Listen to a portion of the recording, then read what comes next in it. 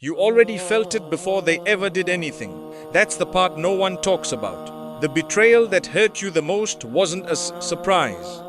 Somewhere underneath, in a place you kept overruling, you knew. There was a moment, maybe months before it happened, where something in you went quiet and uneasy around that person, and you told yourself you were being paranoid. You told yourself you were overthinking. You talked yourself out of the one instinct that was trying to protect you. You called it a flaw in yourself, being judgmental, being negative, not giving people a fair chance, when it was actually the most accurate read you had. And then they did exactly what that instinct was warning you about. And afterward, this is the part that haunts people, you didn't even feel shocked. Under the hurt, there was a sickening flicker of recognition. I knew. Some part of me knew. You went back through the memory and found all the moments you'd waved away. The time they let you down in something small and you made an excuse for them, the comment that didn't sit right, the promise that bent, the way they spoke about someone else that you chose not to apply to yourself. The evidence had been accumulating the whole time. You just kept filing it under give them the benefit of the doubt, until the doubt finally collected its debt. So let's stop pretending the problem is that you can't see betrayal coming.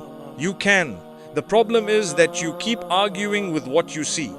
You keep explaining away the behavior because you want the person to be who you hoped they were, instead of who they keep showing you they are. Today, I'm going to name the behaviors, the specific, observable things a person does long before they betray you, so that the next time your gut goes quiet around someone, you'll have the words for what it's actually seeing. This isn't about becoming cold or suspicious of everyone. It's about something our deen takes extremely seriously, knowing the signs of a person whose word cannot be trusted. So you stop handing your trust to people who are always going to drop it. Trust is one of the heaviest things you can place in another person's hands. Our entire faith treats the keeping of a trust as a mark of true belief and its betrayal as a mark of its absence. So learning to see who can hold it isn't paranoia, it's stewardship of something sacred. Let me start with the most overlooked one, not the dramatic red flag, the quiet one, the one you've been trained to ignore. They're loyal to you until loyalty costs them something. Watch how a person behaves when being on your side is easy. Almost everyone passes that test. They'll agree with you, support you, stand with you when it costs them nothing. Now watch what happens the moment your side becomes the expensive side. The moment defending you might make them look bad. The moment staying loyal to you means losing something, that status, another relationship, an advantage. Watch what they do in that exact second, because that second is the truth and everything before it was just comfort. The person who will betray you doesn't usually announce it. They just quietly recalculate. The friendship was real as long as it was profitable. And the day it stops being profitable, the day you need them more than they need you, they're already gone, and they'll have a perfectly reasonable explanation for why. And don't expect the betrayal to look like betrayal. That's what makes this one so hard to catch in advance. The conditional friend rarely does anything you could point to and call a clear stab in the back. They don't attack you. They just become unavailable at the exact moment you needed them. The call goes unreturned right when it mattered. The support that was loud when it was free goes silent when it would have cost something. They didn't do anything, technically. And that's defense they'll hide behind. But absence at the decisive moment is its own kind of treachery. And a person who vanishes precisely when standing with you got expensive has told you everything about what their loyalty was ever worth. This is the heart of what the Prophet, peace be upon him, warned us about when he described the signs of the hypocrite. He said that among the signs is that when he is entrusted, he betrays that trust. And when he makes a promise, he breaks it. And when he disputes, he is wicked and abusive. Reported in Sahih al-Bukhari and Sahih Muslim. Notice what these signs have in common. They are all about what a person does under pressure, when keeping their word becomes inconvenient. Anyone can keep a promise that costs nothing. The believer is known by the promise he keeps when it hurts to keep it. So here's the first thing your instinct is reading. Not whether someone is nice to you, but whether their loyalty has ever been tested. If it never has, you don't actually know what you have. You're just hoping, and hope is not the same as trust. And here's the cruelest part of this particular sign. The test almost always comes at the worst possible moment for you. Loyalty doesn't get tested when you're winning. It gets tested when you're down, when you're vulnerable, when you most need someone to stand firm. That's precisely when the conditional friend recalculates and slips away, which means you discover the truth about them at the exact moment you were least able to absorb the loss. You find out who was real not in the good times, but in the collapse, when the people you counted on quietly thin out, and a few you barely noticed turn out to be the ones still standing there. Painful as it is, that collapse is information. It sorts your life into people whose loyalty was priced and people whose loyalty was real, and you never have to wonder again. That's the quiet one. The next sign is louder, and once you see it, you'll spot it in people within minutes of meeting them. They talk to you about everyone else. Pay attention to what fills the space when you're alone with them. Listen to how much of the conversation is about other people who aren't in the room. Their secrets, their flaws, their private business, delivered to you like you're being trusted with something special. It feels like intimacy. It feels like they've chosen you, let you inside, made you a confidant. That's the trap. Because the same person who sits with you dissecting someone else's life is, the moment you leave, sitting with someone else dissecting yours. You are not the exception to their habit. You are simply their current seat.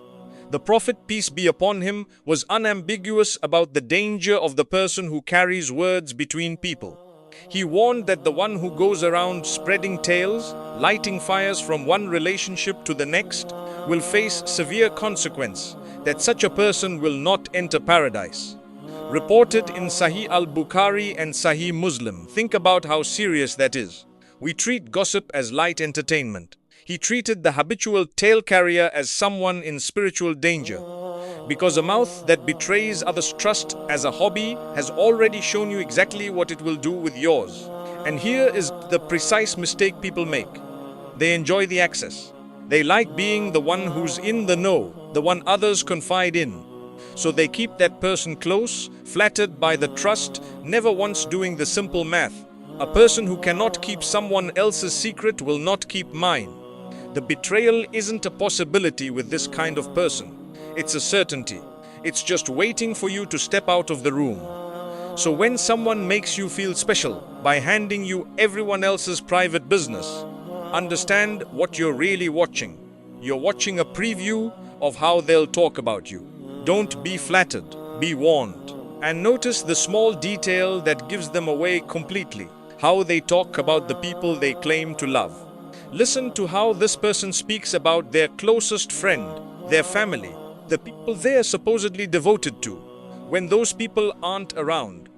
If they'll casually expose the private struggles of someone they call a best friend, what exactly makes you think you'll be treated differently?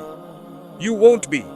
You're hearing, in real time, the voice that will describe you to the next person the moment you're not there. People imagine they've earned some special protected status, that this person would never speak about them that way. But the gossip has no special category for you. The habit is the habit. The mouth that opens for everyone else opens for you too. You just don't get to hear it.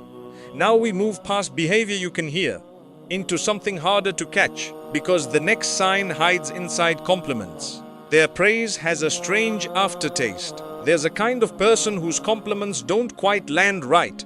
You can't always explain why. They say something nice, and instead of feeling lifted, you feel slightly off. Like the praise had a hook in it. Like it was measuring you more than appreciating you.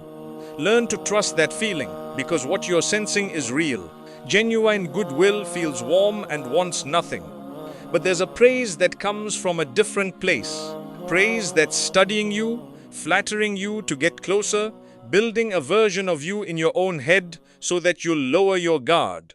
The person who overpraises you early, who makes you the most wonderful, most special, most understood person they've ever met within the first few conversations. That person is very often not admiring you. They're positioning you. This is the difference between someone who likes you and someone who wants to use you. And the tell is in the timing and the intensity. Real trust is built slowly, brick by brick, over time and tested moments. Manufactured closeness is poured on fast because the person needs you attached quickly before you've had time to actually see them. They flatter at the speed of someone who has a use for you and not much patience. And underneath that flattery, very often, is a heart carrying something it hasn't shown you. The Prophet, peace be upon him, taught that actions are judged by their intentions, that every person gets what they truly intended. Reported in Sahih al-Bukhari and Sahih Muslim, you cannot see another person's intention directly, but you can feel its temperature. The flattery that warms you and asks nothing is one thing. The flattery that leaves a strange residue, that always seems to arrive right before a request, that feels like it's softening you up, that is intention you're sensing through a smile. So don't measure people only by their kindest words. Measure them by what their words are quietly reaching for. The most dangerous people are rarely the ones who are cold to you. They're the ones who are suspiciously warm. There's a simple way to tell the two kinds of praise apart, once you know to look. Genuine appreciation is specific and it's occasional. This is a real thing you actually did, and then it moves on because the person wasn't keeping score. Strategic flattery is broad and relentless. It praises you, the whole of you, your character, your brilliance, your uniqueness, and it keeps coming because it isn't really about you at all. It's about the attachment it's trying to build. Real praise leaves you feeling seen. Manufactured praise leaves you feeling slightly indebted, slightly obligated, like a small invisible account is being opened in your name that you'll be expected to pay into later. And that's exactly what's happening. The flatterer is making deposits of warmth now so they can make a withdrawal of trust, money, access, or loyalty later. And they're counting on the fact that most people are too flattered to notice the ledger. We've covered loyalty that folds, mouths that leak, and praise with a hook. But there's a deeper sign now, one that lives not in what a person does to others, but in how they treat the one they think isn't watching. They have no fear of Allah when no one is looking. This is the sign beneath all the other signs. Everything else, the conditional loyalty, the gossip, the calculated flattery, flows from this one root. And it's the hardest to see because it lives in private. Ask yourself a simple question about the person you're deciding whether to trust. When nobody is watching, what stops them from doing wrong? For some people, the only thing holding them back from betrayal is the fear of getting caught. Take away the witnesses, take away the consequences, and there's nothing left. No internal break, no line they won't cross, because the only line they ever respected was other people's eyes. But a person who genuinely fears Allah carries a witness they can never escape. They keep their word in the dark because they know it isn't really dark. They return what was entrusted to them even when no one would ever know it was missing, because someone always knows. That internal accountability is the only reliable foundation for trust there is. And a person who lacks it is trustworthy only as long as they're being watched. The moment your back is turned, the math changes, because the only thing that was ever stopping them was the fear of your eyes, not the fear of His. Allah described Himself in a way that should reshape how you read every human being. He said that He knows the treachery of the eyes and what the hearts conceal. Surah Ghafir 40:19. The treachery of the eyes, the betrayal that hasn't happened yet, that's still just a flicker of intention behind someone's gaze. Allah sees it before it becomes an action. And the person who lives knowing that, who believes that their hidden disloyalty is already seen, governs themselves from the inside. That's the person whose trust holds when no one's looking. That's the only kind of trust worth leaning on. So when you're weighing whether to trust someone, look past how they behave in front of you and ask what they're like when they think they're unobserved.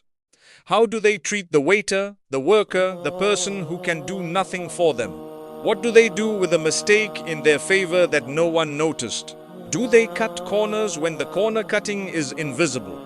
Because the way a person behaves when they believe no one is watching is the exact way they'll behave toward you the moment they believe you can't see.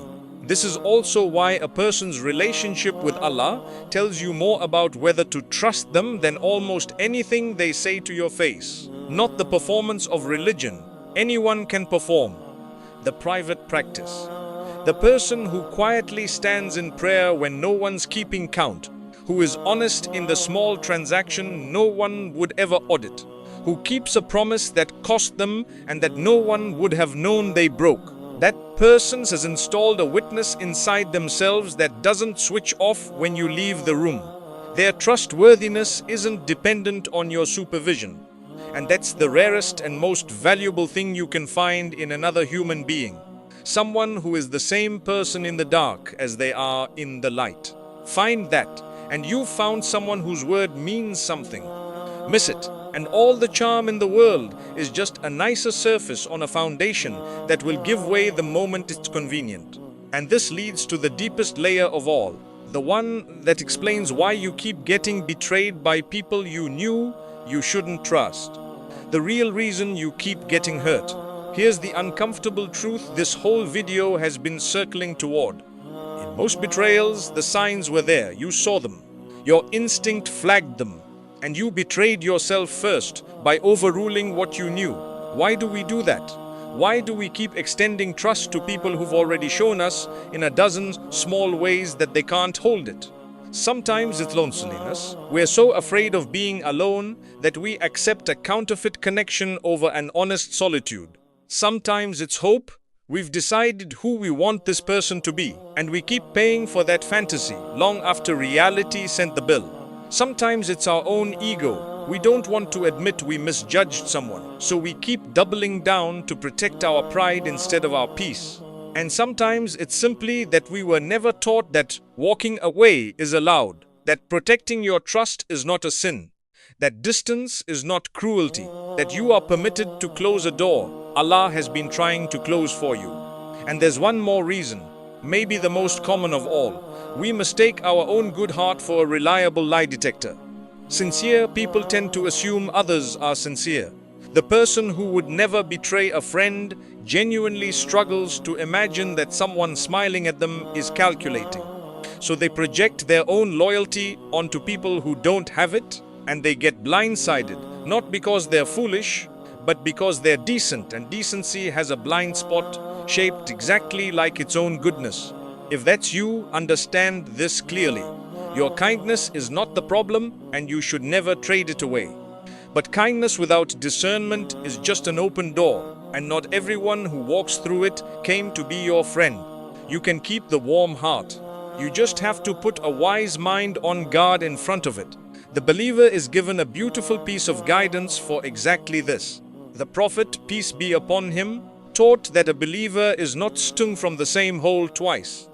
Reported in Sahih al-Bukhari and Sahih Muslim. Read that carefully, because it's not telling you to be paranoid. It's telling you to be awake, to learn, to let the lesson of a betrayal actually become wisdom, instead of a wound you reopen by trusting the same kind of person all over again. Allah does not ask you to be naive. He asks you to be discerning, to think well of people in general. Yes, but to also take your precautions, to recognize a pattern, to stop handing your trust to hands that have already proven they'll drop it. This doesn't mean you become hard. That's the trap on the other side. Letting betrayal turn you into someone who trusts no one, who reads every kindness as a threat, who poisons their own remaining relationships with suspicion the guilty parties earned. That's just a different way of letting them win. The goal was never to wall off your heart. The goal is to give your trust wisely, generously to those who've proven they can hold it, and cautiously, slowly to those who haven't yet. So let's put it all together into something you can actually use, because recognizing the signs is only half of it. What you do next is what protects you. What you do with this, you don't need to confront anyone. You don't need a dramatic exit or an accusation or a final conversation where you lay out their flaws. That's not wisdom, that's theater, and it usually just hands them ammunition. What you do is quieter and far more powerful. You adjust the amount of trust to match the evidence. The person whose loyalty folds under pressure, you simply stop putting weight on them that they've shown they can't carry. The one who brings you everyone's secrets, you enjoy their company if you must, but you stop handing them yours. The one whose flattery has a hook, you receive the words and watch the hands. The one with no fear of Allah in private, you keep your most important trust far from their reach. You don't announce any of this. You just stop overruling your own instinct, and you let people earn access to you at the pace their character actually justifies. Think of trust not as a switch that's either on or off, but as a series of rooms. Almost anyone is welcome in the first room. Basic courtesy, a friendly conversation, the ordinary goodwill you extend to people in general. But the deeper rooms, your secrets, your vulnerabilities, your money, your reliance, those are earned, one door at a time, by people who keep proving they can be in the previous room without misusing it. The mistake most people make in betrayal is giving someone keys to the deepest room before they've even been tested in the first. You don't owe anyone the inner rooms. Access to you is not a right people are born with. It's a trust they build slowly through demonstrated character. Let them build it. And if they show you they can't be trusted in the outer rooms, you simply, quietly never hand them the keys to the inner ones.